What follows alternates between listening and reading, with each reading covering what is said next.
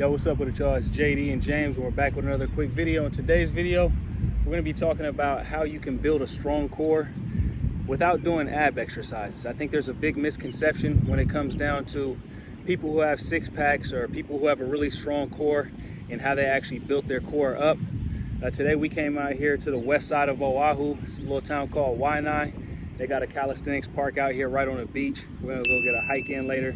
But we wanted just to chop up game with you guys on some of the ways that we've built our cores up, because me and James, we both have fairly strong cores, and James has an extremely strong core. And James, why don't you touch on how you've built yourself up in terms of that core region and some of the importance of having a strong core? For me, the core is actually why I train calisthenics instead of going to the gym. Going to the gym, you can actually stress your muscles a bit harder because you don't even need the core. A lot of times they give you a platform to not even use your core, so it's already stabilized. And there are core isolation exercises, stuff like crunches or sit-ups. But I think the core's use as a stabilization mechanism is actually a better way to build a strong core. So you're gonna keep your core tight when you're doing pull-ups, keep it tight when you're doing dips. If you wanna get into handstands, the core is gonna be extremely important. Flexibility and core, those are the two most important parts for handstand.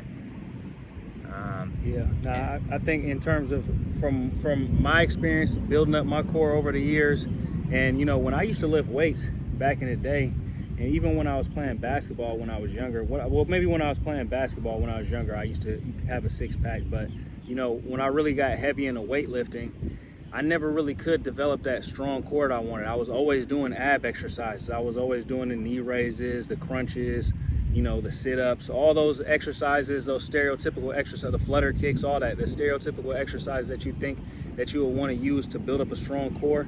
And honestly, ever since I've been doing calisthenics, I haven't been focused on core training. I haven't been focused on, really isolating that core region and trying to worry about getting a six-pack, because it's honestly something that just comes with the territory. You can't even escape the core. When you're doing body weight exercises, you really can't even escape training your core. You're going to be training whether you know it or not. These movements are compound movements. They're all compound movements. So even when you're doing something like a muscle up, or you're doing something like a dip, or you're doing something like push-ups. Push-ups, you're in a plank position while you're working your chest and your arms at the same time. So it's like you're working your core on each and every movement out here with calisthenics. And once you get into skill training, then you really take your core to another level. And honestly, I would probably say if you want to isolate your core and do things specifically for your core, I would probably say the number one thing I recommend is to practice getting into an L-sit. Because when you practice getting into an L-sit, that's going to help you with a lot of other calisthenics movements. If you want to end up, learn how to do a front lever, if you want to learn how to do a handstand, as crazy as it sounds, being able to do an L-sit really helps with that. Same thing with the muscle up. All these movements they all engage that core. And the L-sit is probably the isometric hold that I feel like engages the core the most. James, I love that. For me, the isometric I like is the hollow body. They're both very similar movements. And we're out in Hawaii, so we meet tons and tons of vacationers, and we meet all the time. You have these big guys come in, and they might be competing in powerlifting, or they might be bodybuilders, and they can lift a lot of weight in the gym, and then they get confused as to why they're struggling with muscle ups or pull-ups or dips. And a lot of it is because whenever you're doing those, when you're doing bench press, you don't have to have a strong core to maintain throughout that movement. You can just use your upper body. And then when it comes to displaying the core, if you care about the aesthetic side of things, that's going to come from just getting that low body fat percentage. There's going to be the difference too. You could have the six-pack without the obliques, but when you really start hitting the calisthenics hard, you're going to start noticing those sides coming, and that's to me when you're at that next level of core. You could be probably about 12 to 14 or 16% body fat. You could have that six-pack, but to really get that full, the obliques as well as the lower back definition, that's going to come when you get to those 8% ranges. Exactly. Another thing I'll probably say that needs to be said when it comes down to six-pack talk, or just core talk in general, is that you really need to watch your diet. You need to watch your caloric intake.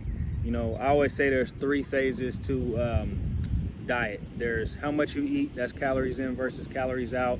There's what time you eat, that might be if you're on an intermittent fasting schedule, or maybe if you're eating really late at night, or if you're eating, you know, really early in the morning and they're heavy meals that might slow you down. And then there's number 3, and this is definitely an extremely important one, which is what you eat. And you're gonna wanna eat on the cleaner side, you know, fruits and vegetables, you know, protein sources, cut back on your simple carbs, you know, put in some good carbs like James is heavy on the yams and the sweet potatoes. You know, I'm heavy on the yams and the sweet potatoes as well. And try to eliminate, you know, things like those white breads and, you know, really starchy foods, potato chips, all that type of stuff. Get rid of that. You know, you got to get rid of all that. White rice, pasta, that's the worst. Yeah. So really, honestly, it's half of it's in the kitchen, and then half of it's out here in the calisthenics park, just getting in your regular reps and sets. And if you want to take on some skill training challenges, that's where you get to the next level. I just wanted to touch on diet real quick. For probably the first 3 to 5 years of me training, I was always big on, you know, if it fits your macros, and I was focused on meal timing, and I was focused on calories in versus calories out, those kind of things. And now I've kind of transitioned more to just quality. I don't track the amount of calories I have. I don't track the amount of protein anymore. I have a pretty good idea of what I'm intaking, but to me, quality is far more important. If you're at a calorie surplus, but everything is clean food, you're gonna notice insane performance boosts when you train. Same thing when you're cutting. If you're cutting on junk food, you're gonna be completely tired. Your exercises are gonna be less energetic. But if you're putting that high octane fuel in your body, you're gonna notice that you're gonna be maintaining all that muscle you build up, and then you're gonna actually start displaying that. So. Yeah, before we cut the video off, for me personally, my diet, I'm more of an intuitive eater as well. I don't count calories or anything like that. I do intermittent fast, and I do longer fast sometimes as well, but I more so eat intuitively. So that means, you know, if I had a really strenuous workout in the morning, if I've been expending a lot of calories, then my body's gonna naturally want to take in more food. It's gonna want to take in more calories. So you kind of have to listen to your body as well. So if you're having a day where you kind of take off from working out, or you're not as active, then maybe you should, you know, lay low on the caloric intake. But anyways, guys, if you guys got anything out of this video, if this video was helpful for you, go ahead and share this with a friend. If you're new to the channel, go ahead and subscribe to the channel. Also hit our Instagram up. That's High Octane Calisthenics, at High Octane Calisthenics. If you guys are interested in training programs and one-on-one coaching, hit my website up. That's Calisthenics.com. Also, you can hit up our website. That's highoctanecalisthenics.com. We're gonna have training programs, skill programs, you know, diet coaching, all that on there as well in the near future. Hope everybody's having a great day out there. We'll holler at you guys later. Peace.